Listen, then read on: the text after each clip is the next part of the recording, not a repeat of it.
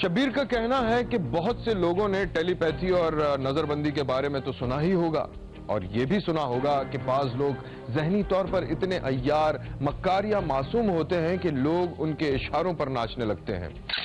لودھرا کے ساغر عباس کو یقین تھا کہ انسان مرنے کے بعد زندہ ہو سکتا ہے۔ جی ہاں، یہ وہ یقین تھا جو اسے پاگل پن کی حد تک پراسرار شخصیت بنائے ہوئے تھا۔ شبیر نے دیکھا کہ ایک پرہجوم مزار کے سامنے جیسے ہی ایک موٹر سائیکل رکی، گداگروں نے اسے گھیر لیا۔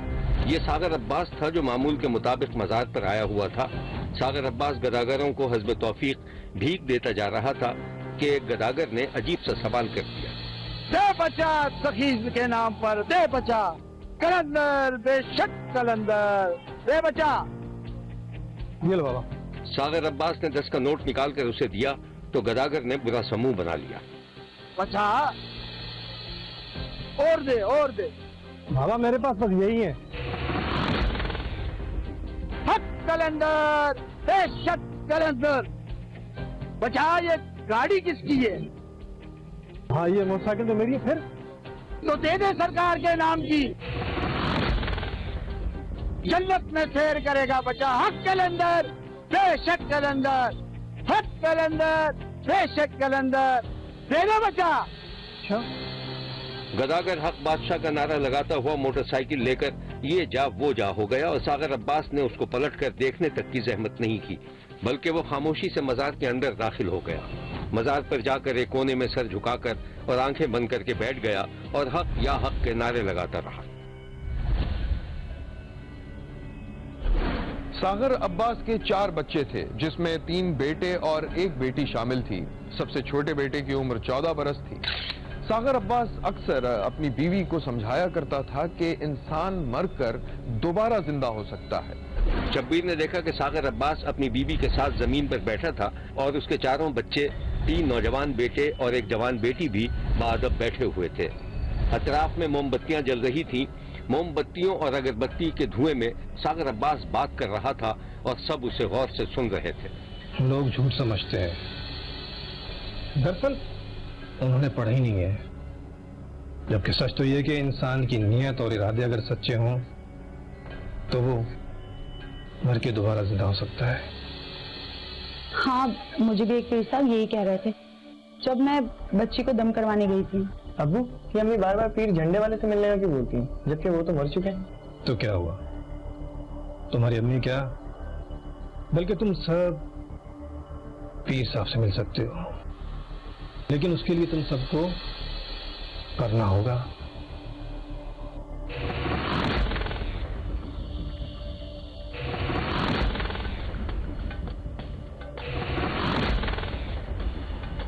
ایک کام کرتے ہیں کہ کسی دن ہم سب مر جاتے ہیں، پھر جب مر کے دوبارہ زندہ ہوں گے نا، تب پیر صاحب کا عرس منائیں گے۔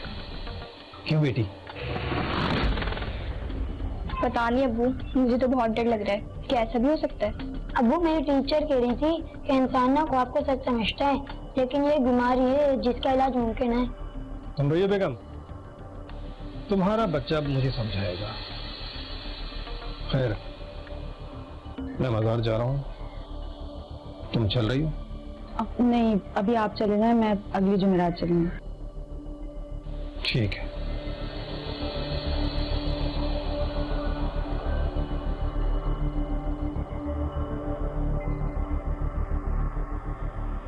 شبیر ساغر عباس کی ذہنی سطح کو شک کی نظر سے دیکھ رہا تھا۔ مرنے کے بعد دوبارہ زندہ ہونے والی بات شبیر کو ہضم نہیں ہو رہی تھی۔ شبیر سوچ رہا تھا کہ یا تو ساغر عباس ذہنی مریض تھا یا پھر بہت چالاک انسان جو اپنی بیوی بچوں سے جان چھڑانے کے لیے روحانی ڈرامہ رچانے کی کوشش کر رہا تھا۔ ساغر عباس نے جلد ہی اپنی بیوی بچوں کے دماغ کو اس طرح چالاکی سے دھو دیا تھا کہ وہ اپنے دماغ سے کچھ سوچنے کے قابل ہی نہیں رہے تھے۔ ایک دن شبیر نے دیکھا کہ ساغر عباس کی بیوی اپنی بیٹی سے بحث کر رہی تھی۔ اماں مجھے سمجھ میں نہیں آ رہا کہ لوگ مر کے بھی واپس زندہ ہو سکتے ہیں۔ بیٹا ایسے ہی ہوتا ہے، ایک دن دیکھنا میں مر جاؤں گی اور واپس بھی آ کر دکھاؤں گی۔ اماں رہنے دیں بس۔ اچھا اب چل جائے یہاں سے، میرا زیادہ دماغ نہیں خراب کر، جا۔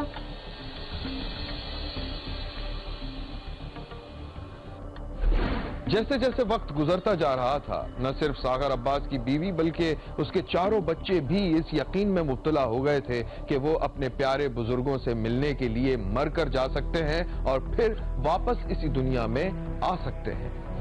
उस रात शब्बीर ने बहुत अजीबोगरीब और दहशतनाक मंजर देखा था। शब्बीर ने देखा कि सागर अब्बास की बीवी, बेटी और दो प्यारे प्यारे कम उम्र नौजवान बेटे लाइन से लेटे हुए थे, जबकि एक बेटा गायब था और सागर अब्बास के हाथ में एक छोटी सी थैली थी। अब सब मिलके बोलो, हक बादशाह। हक बादशाह। तुम सब मरने के लिए तैयार हो ना? तुम्हें तकलीफ तो नहीं हो रही?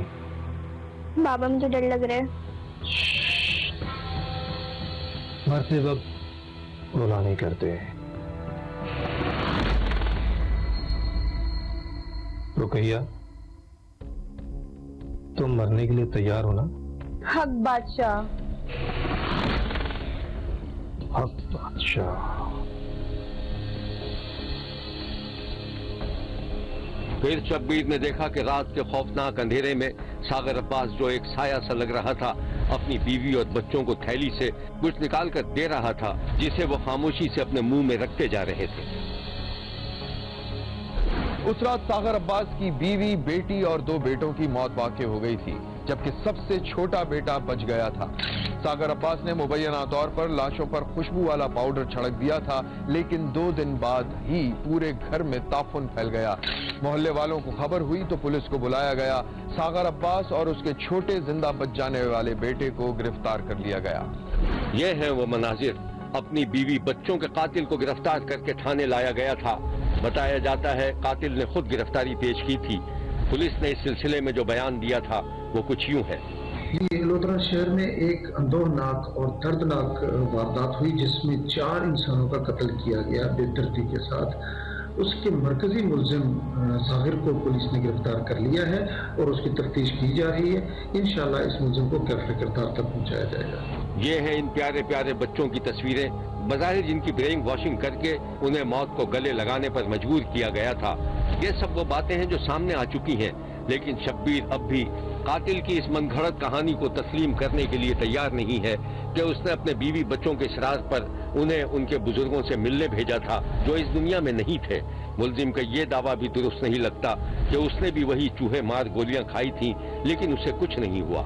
शब्बीर ने इस वाक़े पर जहां अफसोस और दुख का इजहार किया है, वहां मरने वालों की कम अक्ली पर भी मातम किया है। शब्बीर का कहना है कि रूहानी दुनिया की अपनी एक हकीकत सही, लेकिन अल्लाह ने इंसान को जो अक्ल दी है सोचने और समझने के लिए है। जहालत और जालसाजी पर मबनी पीरी मुरीदी सादा जहनों के लिए नासूर है। खुदा हर इंसान को इस तिलिस्माती जहालत से महफूज रखे। देखते रहिए, क्योंकि कोई देखे न देखे, शब्बीर तो देखेगा।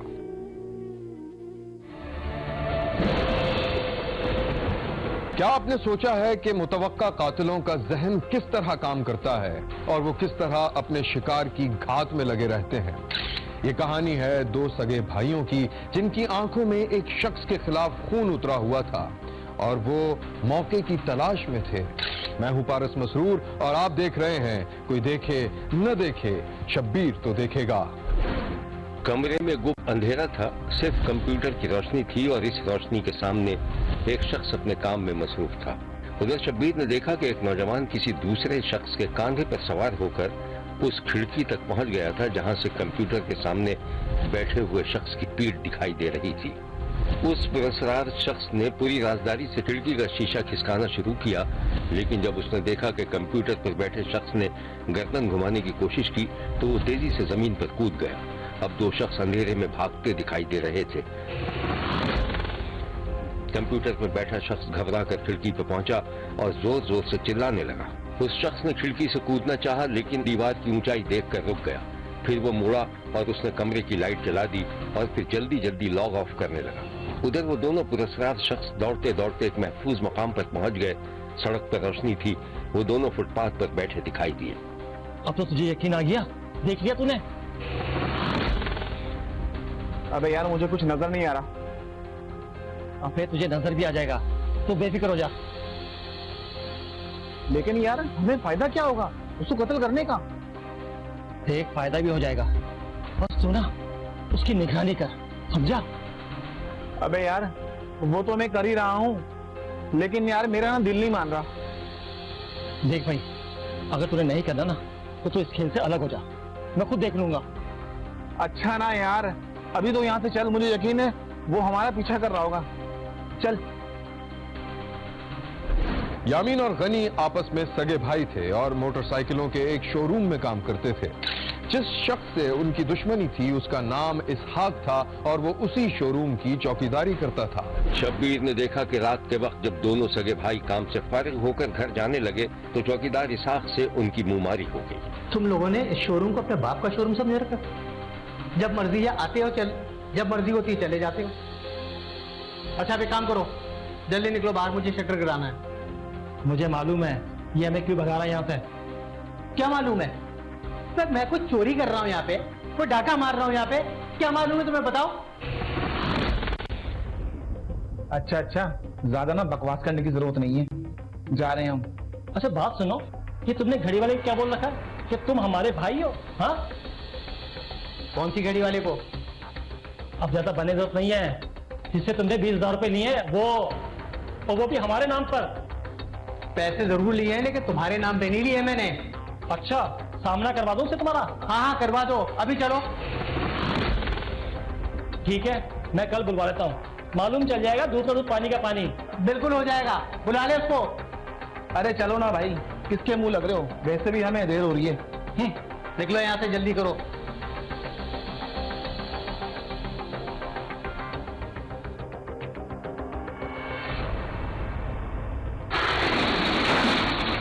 دونوں بھائیوں کو اسحاق چوکیدار سے نہ صرف یہ شکایت تھی کہ وہ ان کے نام پر قرض لیتا تھا بلکہ غیر اخلاقی سرگرمیوں میں بھی ملوث تھا. ایک دن دونوں بھائی کام کے بعد شو روم سے نکل کر ایک ڈھابے پر بیٹھے ہوئے تھے کہ ایک شخص نے انہیں مخاطب کیا. ہیلو بھائی جان, آپ موٹر سائیکل کے شو روم پہ کام کرتے ہیں؟ ہاں کیوں, خیریت؟ یہ جناب آپ کا چوکیدار ہے, دیکھیں. ہاں ہے تو چوکیدار, مگر یہ کیا؟ یہ آپ کے شو روم پہ موٹر سائیکلیں بکتی ہیں یا کوئی اور کچھ ہوتا ہے؟ بھائی مجھے نہیں معلوم, چلیے کچھ چلتے ہیں. سنو, جا رہے ہو نا چوکیدار سے پوچھ لینا. ہاں پوچھ لوں گا, چل اٹھو جا. دونوں بھائیوں کو چوکیدار نے ایک ایسی ویڈیو دکھائی جس پر دونوں بھائیوں کی آنکھ میں خون اتر آیا اور وہ اس کا فون چھیننے کی کوشش کرنے لگے. شبیر نے دیکھا کہ چوکیدار اسحاق ایک سنسان راستے سے گزر رہا تھا کہ وہ دونوں بھائی منہ پر چادر ڈالے اس کے سامنے آ گئے اور اس کا فون لوٹنے کی کوشش کی. یار بھائی جان بات سننا, یہ راستہ کہاں جا رہا ہے؟ بھائی میں بھی یہاں نیا ہوں, مجھے نہیں پتا. یہ موبائل جو نا ہمارے ہاتھ کر دے, اور بہت سے شور مت کرنا, ورنہ گولی مار دوں گا.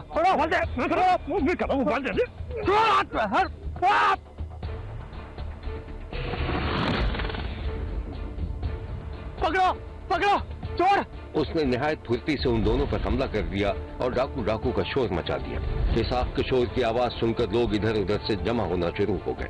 وہ پکڑو, دیکھو اس دونوں کو. شبیر نے لوگوں کو ادھر ادھر دوڑتے ہوئے دیکھا لیکن وہ دونوں بھاگنے میں کامیاب ہو گئے تھے. چھوڑوں گا نہیں, پکڑو, دیکھو کدھر جا رہی ہے, کون ہے یہ؟ چوکیدار اسحاق کو یہ خبر نہیں ہو سکی تھی کہ اسے راستے میں جو ڈاکو ملے تھے وہ اسی شو روم میں کام کرتے تھے. ایک دن شبیر نے دیکھا کہ یامین اور غنی آپس میں باتیں کر رہے تھے اور سخت پریشان تھے. اب تک تو وہ ویڈیو سب جگہ وائرل ہوگی. یار اگر ہم اس کو پکڑ کے ویڈیو ڈیلیٹ بھی کروا دیتے ہیں تو بھی کوئی حل نہیں ہے, کیونکہ اب تک تو وہ ویڈیو کافی لوگوں میں پھیل چکی ہوگی. اب اس کا ایک ہی راستہ ہے, اس کو راستے سے ختم کر دیتے ہیں. نہیں, ابھی یہ بیوقوفی نہیں کرنی, پہلے مجھے ذرا اس سے بات کرنے دو, پھر دیکھتا ہوں وہ کیا کہتا ہے. ٹھیک ہے, بات کر کے دیکھ لو, لیکن ایک بات بتا دوں, کوئی فائدہ حاصل نہیں ہوگا, کوئی حل نہیں ہے اس کا. بات تو کرنے دو مجھے پہلے اس سے. ٹھیک ہے, بات کر لو, یہاں لیتے ہیں ایک چھوٹا سا بریک. کہیں مت جائیے گا, ہمارے ساتھ رہیے گا, کیونکہ کوئی دیکھے نہ دیکھے شبیر تو دیکھے گا. کچھ دنوں بعد شبیر نے دیکھا کہ رات کے وقت جب شو روم بند ہو چکا تھا, وہ تینوں شٹر گرا کر اندر بیٹھے ہوئے تھے. ذرا موبائل دکھا. نہیں دیتا کیوں؟ اس لیے کہ اس موبائل میں تیرے کالے کرتوتوں کا ثبوت ہے. بکواس کرتے ہو تم لوگ, یہاں سے نکلو ورنہ دونوں کا سر پھاڑ دوں گا میں پتھر مار کے. اچھا سر پھڑے گا ہمارا, میں بول رہا سمجھ, میں بول رہا بات. پھر شبیر نے دیکھا کہ اسحاق دونوں بھائیوں سے گتھم گتھا ہو گیا تھا. دونوں بھائیوں نے اسے قابو کر رکھا تھا اور ڈنڈا ڈولی کر کے شو روم کی سیڑھیاں چڑھتے دکھائی دیے. شبیر نے دیکھا کہ تھانے میں ایک سپاہی داخل ہوا اور وہ اپنے افسر کو کوئی اطلاع دینے لگا. ہاں رحیم بولو. سر وہ فتح گنج چوک پہ کسی کا سر پڑا ہوا ہے. کسی کا سر؟ جی. کس کا سر ہے؟ کوئی نوجوان لگتا ہے. تم ایسا کرو جلدی جاؤ سر کو تحویل میں لو, نہ جانے کون بد نصیب کا سر ہوگا. جی سر. پھر شبیر نے رات کے اندھیرے میں پولیس موبائل وین اور ایمبولینس کو سائرن بجاتے دوڑتے دیکھا. پولیس اس گتھی کو سلجھانے کے لیے سر جوڑ کر بیٹھی ہوئی تھی کہ اسی سپاہی نے پھر آ کر اپنے افسر کو ایک ایسی اطلاع دی جس سے گتھی سلجھنے کا امکان پیدا ہو گیا. ہاں رحیم کو. سر موٹر سائیکل کی شو روم سے کسی چیز کی سڑی ہوئی بدبو آ رہی ہے. محلے والوں کی شکایتیں, آپ چل کے دیکھ لیں. محلے والوں کی شکایتیں؟ چلو پھر تم گاڑی نکالو, جلدی سے چلتے ہیں, دیکھتے ہیں کیا مسئلہ ہے. جی. شبیر نے دیکھا کہ پولیس شو روم کا شٹر اٹھا کر اندر داخل ہوئی تو شدید تعفن سے ناک پر رومال رکھ لیے گئے. شو روم میں کچھ بھی نہیں تھا, لیکن جب پولیس شو روم کی 2 چھتی میں داخل ہوئی تو اسے ایک بوری دکھائی دی جس میں کوئی چیز کافی عرصے سے گل سڑ رہی تھی. یہ ایک نوجوان کی بغیر سر کی گلی سڑی لاش تھی. پولیس نے تحقیقات کی تو تھوڑی سی ہی کوشش کے بعد قاتلوں تک پہنچ گئی. یہ ہے مقتول کا چہرہ اور یہ ہے اس کے سفاک بھائی جنہوں نے مبینہ الزام لگایا تھا.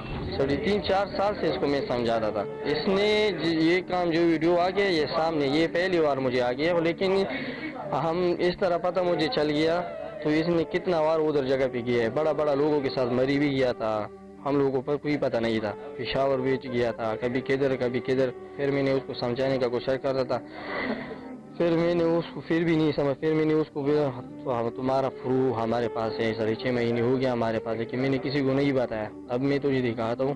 اب تم جو حرکت کرتے تم نہیں مانتا ہے, تم بولتے نہیں میں یہی ہوں, میں وہی ہوں نا, مطلب بڑا سمجھتے ہیں نا ہم سے. تو ٹھیک ہے کوئی بات نہیں, ہم غلط تم صحیح ہو, لیکن یہ ویڈیو دیکھو. پھر یہ جو ویڈیو دیکھ لیا تو پھر اس کی موبائل موبائل پہ مار دیا. تو پھر جو ہے نا اسٹیل لگ گیا, اسٹیل جو ہے سریا بالکل پورا اندر چلا گیا. پھر اس کو ہوش نہیں آتا تھا, ادھر جہاں پہچان کا کوئی نہیں تھا ہمارا.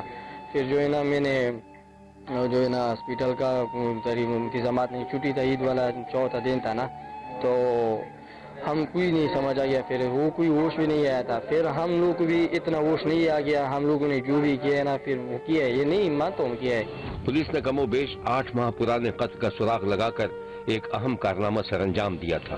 جب اسے ملنے آیا تو اس کے ساتھ کوئی بات ہوئی ہے کہ آپ کی جو واٹس ایپ پہ مجھے کسی نے تصویریں اور ویڈیو شیئر کی ہے کہ آپ وہ غلط کام کرتے ہو, اور اس کے علاوہ وہ مختلف لوگوں سے رقم ادھار لیتا تھا اور گھر والوں کے مسائل پیدا کرتا تھا. تو یہ آپس میں الجھ پڑے ہیں دونوں بھائی, اور اس نے وہ جو تھا غازی رحمان, اس نے اس کا موبائل توڑ دیا, اور لڑائی جھگڑے کے دوران اس نے اسے دھکا دیا, وہ نیچے گرا اور اس کو سریا لگ گیا پیٹ میں. اس کے بعد جب اس نے سمجھا کہ اس کو سریا لگ گیا تو اس نے وہ شو روم جو ہے پنجاب آٹو, اس کے اندر ہی وہ آری پڑی ہوئی تھی جس لوہا کاٹتے ہیں, پھر اس نے ساری سے اس کا گلا کاٹ کے دوسرے بھائی کو محمد اسحاق کو بھی اٹھایا کہ یہ میں نے کام کر دیا ہے. گلا کاٹ کے پھر ان دونوں بھائیوں نے اس کی جو ہے ڈیڈ باڈی وہ 2 توڑوں میں بند کی, اور پنجاب آٹو جو ہے شو روم, اس کے چھت سے, اس کے ساتھ ایک شو روم ہے ماشاءاللہ موٹر کے نام سے, اس کے چھت پر پھینک دی. اور اپنے بھائی کا سر جو ہے یہ انہوں نے شاپر میں ڈال کے, تو ادھر پکی فتح منڈ چوک جو شو روم ہے وہاں کوڑے کرکٹ کا ڈھیر ہوتا ہے بہت بڑا, جو दुकानदार हैं वहाँ कूड़ा फेंकते हैं और फिर बल्दिया वाले उठा के ले जाते हैं, उधर इन्होंने सर फेंका था उसका। फिर थोड़ी देर बाद बारिश शुरू होगी बड़ी शदीद और वो सर उधर से लुढ़कता हुआ पानी में बहता हुआ वो इधर आ गया थाना की बैक साइड पे, गिल रोड बोलते हैं। गिल रोड पे जब उसका बॉडी का सर जो है इधर पहुंचा तो लोगों ने फिर 15 पे कॉल की कि ये इधर एक इंसानी सर जो है जो पानी में तैर रहा है। फिर पुलिस ने मौका पे जाकर वो सारी कार्रवाई की, कोशिश मेहनत की और अल्लाह ताला ने उसका अजर दिया और ये बंदे ट्रेस हो गए और उसके दोनों सगे भाई थे जिन्होंने उसे कत्ल किया है। कत्ल का ये वाक़या मई 22 में गुजरांवाला में पेश आया था। वाक़े के कुछ ही दिनों बाद मकतूल इसहाक का सर पुलिस ने बरामद कर लिया था, लेकिन कातिलों तक पहुंचने में उसे थोड़ा सा वक्त लग गया। शब्बीर का कहना है कि लाख कोशिशों के बावजूद खून को छुपाया नहीं जा सकता, खून खुद अपने कातिलों का सुराग लगा लेता है। शब्बीर को ये तो नहीं मालूम कि मकतूल पर नाजेबा वीडियोस बनाने का जो इल्जाम लगाया गया था वो दुरुस्त है या गलत, लेकिन शब्बीर इस कत्ल की कभी भी हिमायत नहीं कर सकता क्योंकि हर शख्स अपने किए का खुद जिम्मेदार है। अलबत्ता कातिलों को चाहिए था कि वो कानून का सहारा लेते और मुबैना इल्जाम को साबित करके मुल्जिम को सजा दिलवाते। देखते रहिए, क्योंकि कोई देखे न देखे शब्बीर तो देखेगा। फोन पर बेनाम कॉल आ रही हो तो उमूमन लोग उसे नजरअंदाज कर देते हैं, लेकिन बक्खर में इंटर की एक ऐसी तालिबा थी जिसने बेख्याली में एक बेनाम कॉल उठाई थी। बस यहीं से वो कहानी शुरू हो गई जिसे शब्बीर ने देख लिया था। मैं हूं पारस मसरूर और आप देख रहे हैं कोई देखे न देखे शब्बीर तो देखेगा। हुस्ना कॉलेज से लौटी थी, अभी उसने बस्ता भी नहीं रखा था कि घर में रखे हुए एक मोबाइल फोन की घंटी बजने लगी। हुस्ना ने 1 सेकंड को सोचा और फिर फोन की तरफ लपकी। इसी दौरान उधर से हुस्ना की माँ भी बेटी के सामने आ गई। हेलो, कौन? अस्सलाम वालेकुम। जी आमिर साहब से बात करनी थी, उनसे बात हो सकती है? जी नहीं, ये आमिर साहब का नंबर नहीं है, रॉन्ग नंबर। सॉरी, दरअसल मेरे पास यही नंबर सेव था। चलें मैं देखता हूँ, थैंक यू। अम्मी खाना मिलेगा? इससे पहले कि माँ का जवाब आता फोन की घंटी दोबारा बजने लगी। हुस्ना फोन की तरफ बढ़ी तो कॉल बेनाम थी। आमिर साहब होंगे? मैंने अभी आपको बताया कि ये आमिर साहब का नंबर नहीं है। खुदा हाफिज। सुनिए आप नाराज ना हो, मेरा नाम मुबीन है, मैं बक्खर में रहता हूँ। तो मैं क्या करूँ जनाब? ये आमिर साहब का नंबर नहीं है, ये रॉन्ग नंबर है। ओके शायद मुझसे गलत नंबर मिल गया। ठीक है, आप नाराज ना हो, अल्लाह हाफिज। हुस्ना ने फोन बंद ही किया था कि माँ खाना लेकर आ गई। ले बेटी, गरम गरम खाना खा।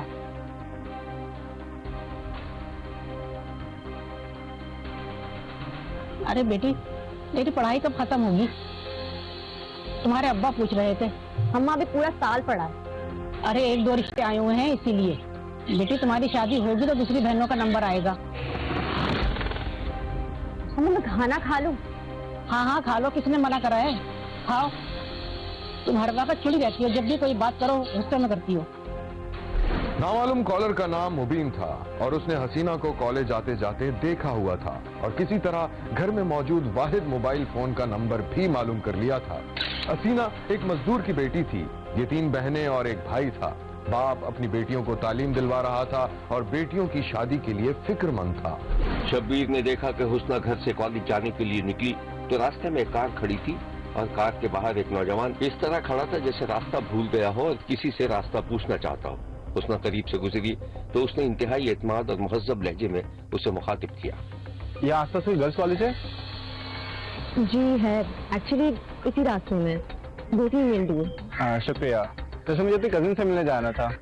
आई थिंक आप भी इसी कॉलेज में पढ़ती हैं? जी क्यों? अरे फिर तो आप मेरी कजिन को भी जानती होगी, अमरीन नाम है उसका।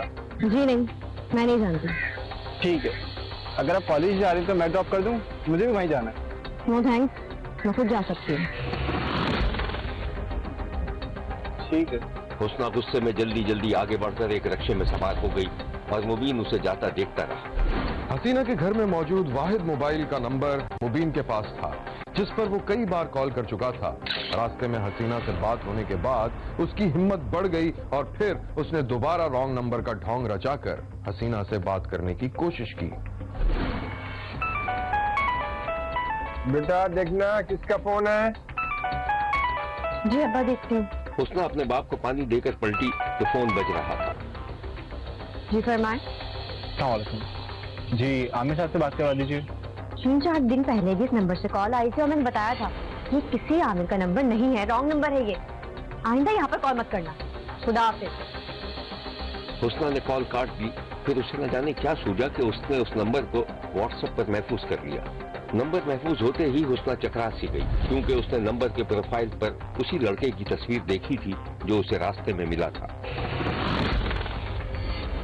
یہ کیا؟ یہ تو وہی ہے. دھوکے باز لگتا ہے مجھے. حسنہ نے فوراً ہی اسے واٹس ایپ سے ڈیلیٹ کر دیا اور فون ایک طرف رکھ دیا. مبین کب تک ڈھونگ رچا تھا؟ ایک دن اس نے کال کر کے اپنی شناخت اور خواہش کا اظہار کر ہی دیا. شبیر نے دیکھا کہ حسنہ اور مبین فون پر بات کر رہے تھے. دیکھیں جب آپ کو ساری حقیقت پتہ چلی گئی ہے تو میں آپ سے بہت معذرت خواہ ہوں. دراصل یہ سب ڈرامہ اس لیے کرنا پڑا کیونکہ میں آپ سے شادی کرنا چاہتا ہوں. اگر آپ کی نہ ہے تو میں دوبارہ سے کانٹیکٹ نہیں کروں گا. اچھا آپ خاموش کیوں ہیں؟ کچھ تو بولیں. ٹھیک ہے اگر آپ نہیں بات کرنا چاہتے تو اللہ حافظ. اچھا سنیں آپ کرتے کیا ہیں؟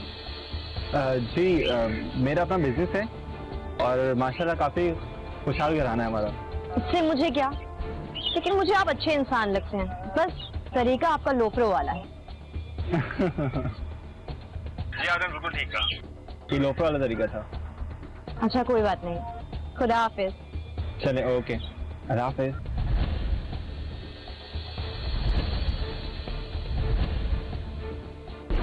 مبین نے سیکنڈ ایئر کی طالبہ کو اپنی چکنی چپڑی باتوں سے شیشے میں اتار دیا تھا اور اب وہ دونوں ادھر ادھر ملاقات بھی کرنے لگے تھے. شبیر نے دیکھا کہ حسنہ چہرے کو چھپا کر مبینہ طور پر مبین کے ساتھ گاڑی میں موجود تھی. ایک ٹائم تھا تمہیں یاد ہے کہ تمہیں مجھ سے بالکل بھی بھروسہ نہیں تھا, اور آج دیکھو تم سے کتنا پیار کرتی ہوں. ظاہر سی بات ہے ٹرسٹ کرنے میں ٹائم لگتا ہے. مبین نے حسنہ کو ڈراپ کرنے کے لیے گاڑی کی رفتار کم کی تو حسنہ بول اٹھی. ہاں اچھا سنو, ہم وہاں نہیں ڈراپ کریں, تھوڑا سا آگے ڈراپ کریں. ٹھیک ہے پرانی جگہ پہ نہیں. نہیں اوکے. پھر مبین نے ایک جگہ سناٹے میں گاڑی روک دی اور حسنہ خاموشی سے اتر کر جلدی جلدی گھر کی طرف روانہ ہو گئی. ایک دن حسینہ کالج سے گھر نہیں لوٹی تو اس کے باپ کو تشویش ہوئی. پورا دن اور پوری رات بیٹی کا راستہ دیکھا اور پھر دوسرے دن حسینہ کے باپ نے بیٹی کے اغوا کی رپورٹ درج کروا دی. ادھر مبینہ طور پر شبیر نے دیکھا کہ مبین بھکر سے نکل کر کسی دوسرے شہر میں حسنہ کو لے کر کار میں گھوم رہا تھا. پھر انہیں مبینہ طور پر ہوٹل کے کمروں اور کئی گھروں میں بھی دیکھا گیا. ادھر پولیس حسنہ کو تلاش کرنے کی مسلسل کوشش کر رہی تھی. سر مقبر نے خبر دی ہے لڑکی کی لوکیشن ٹریس ہو گئی ہے, لڑکی تو ٹیکسی نہیں ہے. چلو پھر ٹھیک ہے, گاڑی نکالو, چھاپا مارنے کی تیاری کرتے ہیں. ٹھیک ہے. شبیر نے دیکھا کہ پولیس موبائل رات کی تاریکی میں ایک گھر کے باہر رکی اور پھر پولیس اہلکار ایک گھر میں داخل ہوئے. جب وہ باہر نکلے تو مبین اور حسنہ کے منہ پر چادر پڑی ہوئی تھی. انہیں وین میں سوار کرایا جا رہا تھا.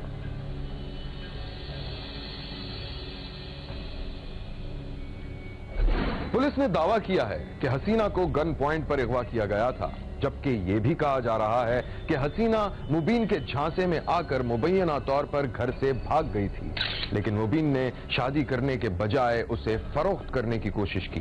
یہ ہے وہ ملزم جس پر لڑکی کے مبینہ اغوا اور زیادتی کا الزام ہے, جبکہ پولیس نے اس کیس کے بارے میں جو کچھ بتایا تھا وہ یہ ہے. اپلیکیشن آئی تھی تھانے میں کہ حسنہ مختار ہے, سیکنڈ ایئر کی اسٹوڈنٹ سرائے مہاجر کی, وہ گئی تھی کالج سیکنڈ اور وہاں سے پھر واپس نہیں آئی.